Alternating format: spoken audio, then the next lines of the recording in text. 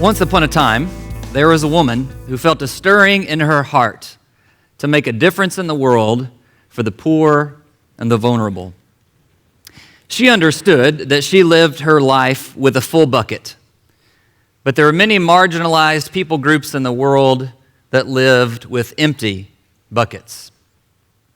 She even knew that the sacred text of her faith said that if you shared just a cup of cold water, that it would please her God. So she decided that she would take from her abundance and travel to places in her city where there was emptiness, and she would pour from her full bucket into those empty buckets so the vulnerable could also have full buckets. And she was so blessed by this experience that she continued to do it every week for years, eventually gathering around her some of her friends who also lived their lives with full buckets. And she told them about this amazing program, got them excited, and together they formed the Cold Water Collective. People who lived with full buckets that would travel to places of emptiness to share in their own generosity to the least of these. And the Cold Water Collective began with just 5 neighborhoods, expanded to 10, 20, 50 neighborhoods every week being blessed by their generosity. And the Cold Water Collective was hailed as a success. That is until one day, Suzanne, a recipient of the Cold Water Collective's charity, asked them this question: have you ever wondered why, after years of pouring from your buckets into mine, your buckets remain full and mine remain empty? What this fable illustrates to us is what a lot of researchers and practitioners have been saying to us more and more loudly over the last few years, and it's the traditional paradigms for charity or humanitarian aid are simply not working. And to get as simple and as crass as possible as to a way of defining how that paradigm works, it works like this: you don't have stuff, I have plenty of stuff, let me give you some of my stuff.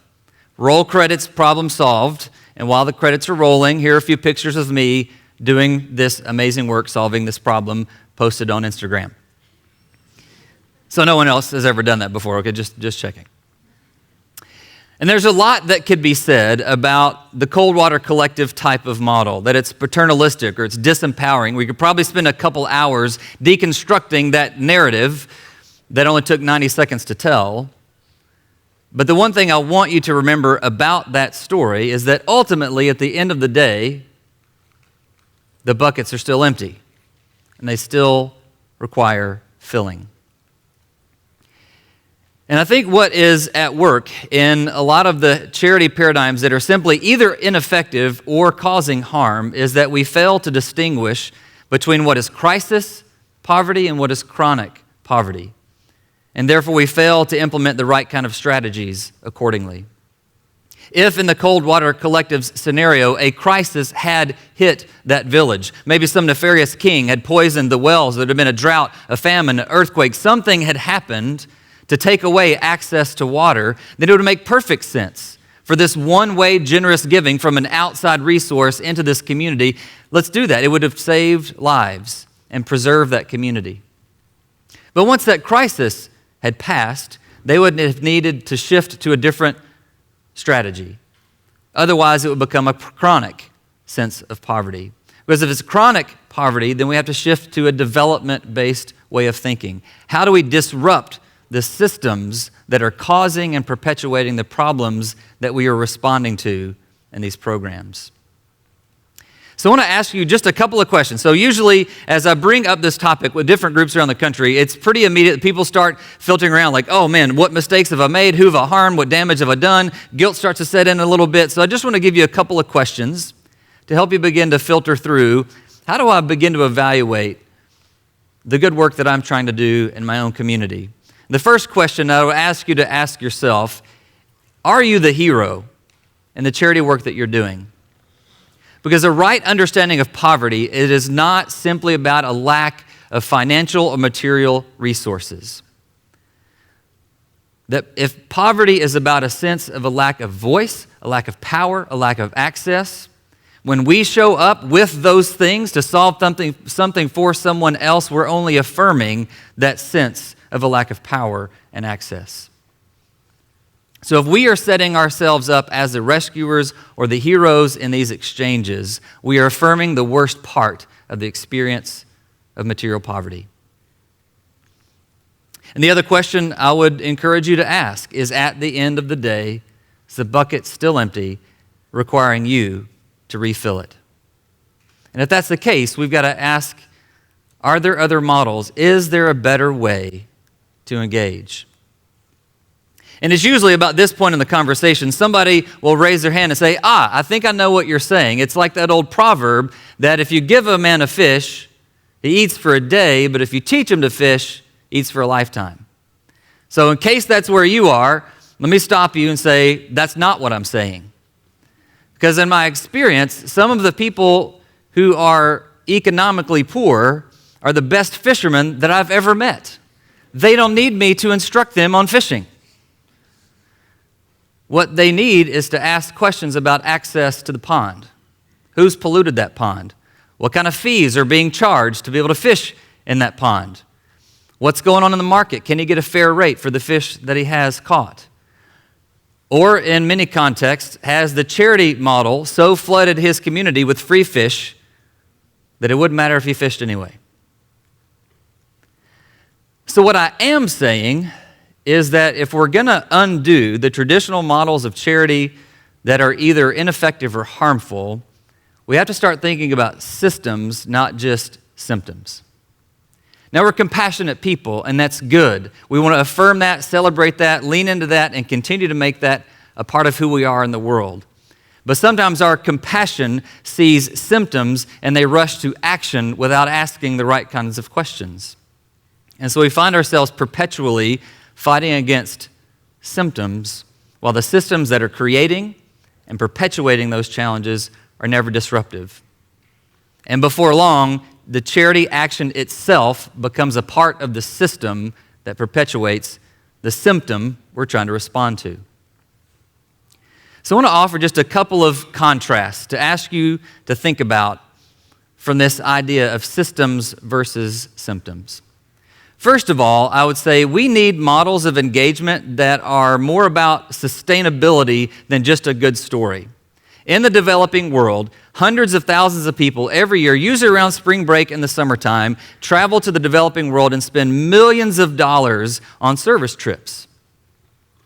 Painting school buildings, doing programs for children, handing out resources and goods to those who are in need, and they make for great stories. It's a week-long experience or a weekend experience, maybe a whole month, and we get really good pictures out of it, really great stories. We get very emotional because it disrupts our sense of the world because we've seen things we've never seen before, and it makes for good stories, but it doesn't make for sustainable models. I want you to see a picture of some folks I've had the privilege of getting to know over the last year that are creating a different kind of model in Nicaragua. And that beautiful plant you see there that came up out of the ground is yucca. And some thoughtful workers that were on the ground in Nicaragua saw that this was one of their greatest assets as a country. And they had plenty of farmers that didn't need to be, like our parable, taught to fish. They didn't need to be taught to farm. They knew how to do it. But there was access to farming technologies that could increase the yield of their product, and their access to a supply chain to get it to market, and the right kind of mechanisms to increase their yield. And so they gathered together with the best possible practices for business and created a model that not only has increased the income of those farmers by 30%, but it's having these effects on road infrastructure because you got to get the products in and out and get it to market because now there's a demand, now there's opportunity, now there's access. It's changing their relationship to water and clean water supplies, and they're not waiting on a wealthy American group to come in and build a well for them. They're saying we have to have this well and let's create it and let's do it. And let's go sit in the mayor's office until he finally fixes this road so we can get our trucks in and out. And beginning to create schools that are entrepreneurial schools to make sure the youth are prepared for this kind of industry when they graduate. That's a sustainable model. Now, a yucca plant may not be something I can yank out of the ground and take home from a service trip as a souvenir, but it certainly makes for something sustainable where the hero is the community themselves, their agency, their capacity, their ability, supported by people who have the skills and expertise to bring about good business thinking. Which leads to my second contrast. As important as volunteering might be in certain situations, if we are really going to disrupt the chronic systems that are affecting our communities, we are going to need more than just generous volunteers. We are going to need skilled professionals. We are going to need the expertise of those who Monday through Friday go out and make good things happen in our world. But we tend, however, to communicate to people that your job is simply your job, it's your income, it's your livelihood, but if you want to do good in the world, donate here. Or if you want to do good in the world, go and volunteer over here. Rather than saying, what is your training, your expertise, your capacity, your vocation? How can you leverage that in a different way to create lasting impact in our world? The organization that I work for, Focused Community Strategies, we're in a neighborhood in South Atlanta that's been a food desert for many years. A food desert is simply a neighborhood that lacks affordable, reasonable access to healthy groceries. Which means in our community, basically, it's a 3-hour round trip on public transportation to get to a grocery store that has affordable, healthy options. So our neighbors said to us, we've got to have groceries in this community. And we could have a heart for that plight all day long, and the old paradigm would tell us, well, if healthy food is what's missing, then let's go outside of this neighborhood, find people have an abundance of food, let's collect that food, let's bring it down, let's set up a food pantry, and let's distribute that food to those who need more of it. But again, it sets up this supply chain of one group is the have, one group's the have-not, one's the hero, one's the receiver, and it's a bucket that just stays empty perpetually. But we don't know how to start a grocery. There's a reason that major grocery chains don't open stores in neighborhoods like South Atlanta. So we had to do more than just lean upon our heart to compassionately care for those dealing with food insecurity. We had to bring together a team of people who had the resources and the connection, and most importantly, the vocational expertise to deal with this chronic challenge. And in just a couple of months, we'll be celebrating 2 years of being open with the Carver Neighborhood Market. And the Carver Neighborhood Market is turning a food desert into a food oasis because people who Monday through Friday are leveraging their vocation, they're not doing it for their own professional benefit. They're not doing it simply to benefit those that the market tends to always favor and benefit. They're doing it for the people in our city that have gotten left out of those conversations. And they're doing it in creative and innovative ways. So what all of this about is not about farmers in Nicaragua or grocery stores in South Atlanta. What this is about is you and your own giftedness, your own training, your own education, and your own skills.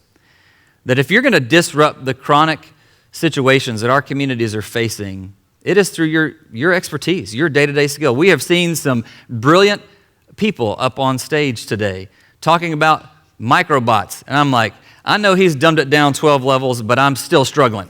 He was so much smarter than I am, right? But I'm like, but that is where the world is going to change. When people leverage their capacities, their vocation, and their skill to disrupt these chronic systems.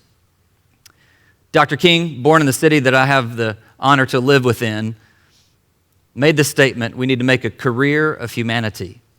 And I would push into that to be very literal. Make your career about humanity. Find a way to leverage your training, your education, your skill to disrupt the systems that create chronic poverty. So what about the Cold Water Collective? What if, instead of trying to solve a problem they didn't understand for people with whom they had no relationship, they decided instead to create a more inclusive collective where all of the assets, all of the voices, all of the ideas were shared, where they could form an inclusive partnership to disrupt the chronic challenges in their community. Thank you for your time.